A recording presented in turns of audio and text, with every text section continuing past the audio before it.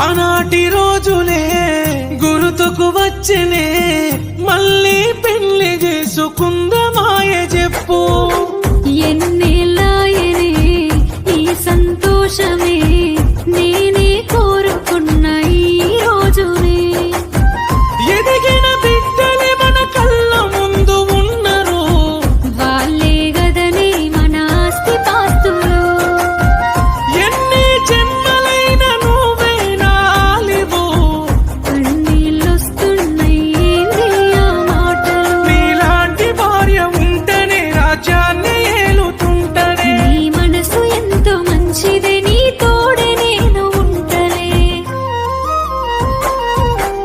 ఎన్నెన్నెన్ని బాధలే మన బతుకులా, అయినా తోడుకున్నవే.